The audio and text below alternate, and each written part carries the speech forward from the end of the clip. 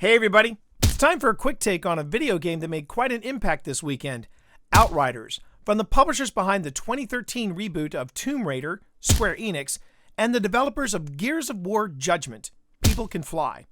Outriders hasn't even been out for a week yet, and already on YouTube we have playthroughs, optimal builds, and even best strats. My quick take is more first impressions of this full-on in-your-face experience. I still have a lot more game to play, but after spending a weekend on Enoch, I wanted to share my thoughts on it. Before I get into what I liked about this game, let me focus on what didn't quite connect with me. When I think of other games I've played, The Last of Us, Shadow of the Tomb Raider, Ghost of Tsushima, I consider their control systems and how they felt very instinctual, even elegant in the way they make the most of a console controller. The Outriders approach felt a bit clunky. For example, you see me in this clip triggering my melee when, as far as I know, I'm not consciously pressing R3. It's been a rough adjustment with how things work in this game. Of course, this is a moot point for PC players, as a simple remapping of mouse and keyboard fixes this. On console, however, you just have to get used to it. Outriders feels like a shock to the system after playing games with far more intuitive approaches. Now let's look at Outriders from an accessibility perspective, something that matters to me as I play regularly alongside content creator, gaming journalist, and accessibility advocate Steve the Blind Gamer Saylor. Its accessibility options are, without question, a huge disappointment. Sure, its quick guide showing you the easiest route to your destination is handy, but hardly compensates for how this game brushes accessibility's bare basics. No better options for typeface size, which, even for me who can game without glasses, offers a challenge.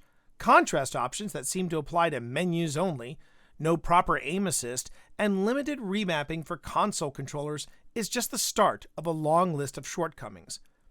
Outriders comes across as an exclusive game in the respects of accessibility, and that's a real shame. Another detail, and yes, it is a small detail, is an odd choice with its cinematography. Cutscenes are presented in a documentary, handheld camera style that I find incredibly distracting, and it's aggravating that there is no option to turn this artistic touch off. Adding to this issue is animation where it isn't really needed. A fade to black, your Outrider opens a door, takes 2 steps, fade to black again, and then we get a loading screen. When compared to the sweeping landscapes and immersive nature of this world, these odd moments tend to rip me out of the flow of the action. With all that said, I would recommend giving Outriders an honest go. This game comes out of the box strong, unfolding an extremely rich world before you. Its storytelling is quite good, something that keeps me coming back.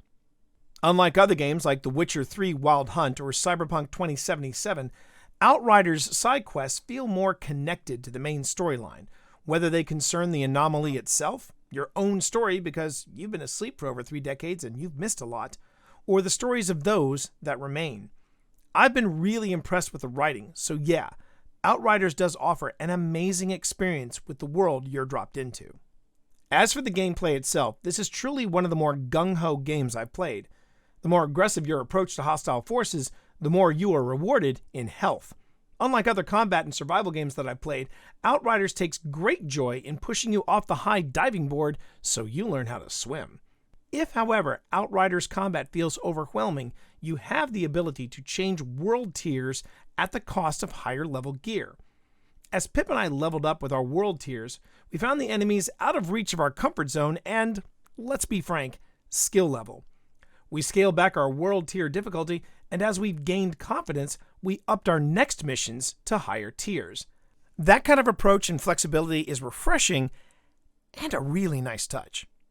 Finally, there are the Outriders classes, 4 from which to choose: Devastator, Trickster, Pyromancer, and Technomancer. Each class offers a fascinating and fun journey in discovering what you can do and how to best apply your talents. And through Outriders co-op features, you find out how to make different classes work best together. Pip and I have already come up with a few nice wombo combos between her Devastator and my Technomancer. Our favorite one, we call the Popsicle. Outriders, even with its learning curve on the controller, has been a real delight to play, especially with the wife. This is a terrific experience on your own, but it's even better when running with friends. And there you go. A quick take on Outriders, now available on PlayStation, Xbox, PC, and Stadia, with crossplay coming soon. If you don't want to miss any of my other quick takes or deep dives into pop culture, go on ahead and hit that subscribe button. Make sure notifications are enabled, and you can catch me next time. Until then, enjoy the ride.